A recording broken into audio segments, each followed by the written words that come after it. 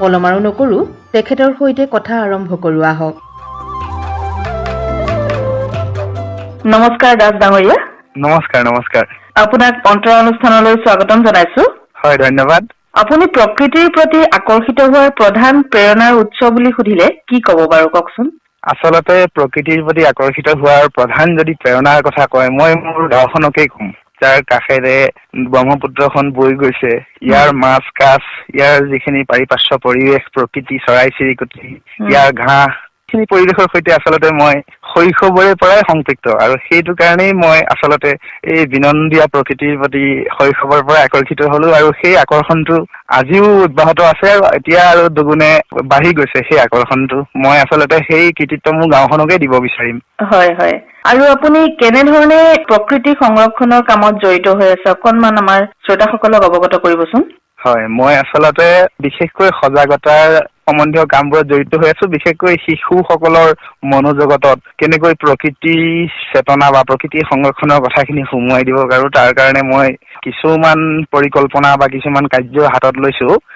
সেই কামখিনিৰ ভিতৰত যেনেকে ধৰক চিত্ৰাংকন বা শিলাংকন, মিম, কবিতা, নাটক, গীত মাত, সেইবোৰত য'ত য'ত প্ৰকৃতিৰ কথা আছে সেইবিলাক সিহঁতৰ আগত মই সেইবিলাকৰ সৈতে সিহঁতক চিনাকি কৰি দিবলৈ বিচাৰিছো।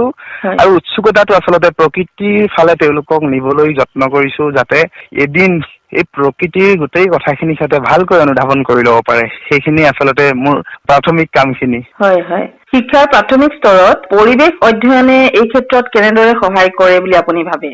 হয়, আপুনি এটা খুব গুৰুত্বপূৰ্ণ বিষয়ৰ কথা কৈছে, যে শৈশৱৰে পৰা বা ছাত্ৰ অৱস্থাৰে পৰা প্ৰকৃতি অধ্যয়ন বা প্ৰকৃতিৰ প্ৰতি আকৰ্ষণটো গঢ়ি উঠাটো জৰুৰী, আৰু তেওঁলোকে সজাগ হোৱাটো বাঞ্ছনীয়।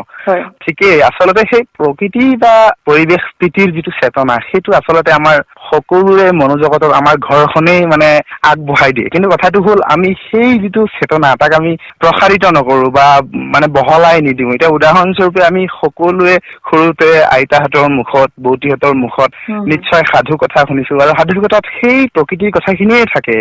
বা আমাৰ কুঁহি পাঠ বা যিবোৰ আমাৰ সৰুতে পঢ়া যিবোৰ দ্ৰুতপাঠ থাকে, সেইবিলাক আটাইবোৰতে প্ৰকৃতি সম্বন্ধীয় কিছুমান চেপ্টাৰ অন্তৰ্ভুক্ত কৰা হয়, যিবিলাকে আচলতে সিহঁতক বুজাই দিব পাৰে যে প্ৰকৃতিয়ে শ্ৰেষ্ঠ, আৰু প্ৰকৃতিক এৰি আমি শ্ৰেষ্ঠ নহয়, তাৰমানে প্ৰকৃতিৰ আমি এটা অংশ হয়। সেই কথাখিনি বুজাই দিবলৈ আচলতে চেষ্টা কৰা হয়। কিন্তু কথা হ'ল, যিমানখিনি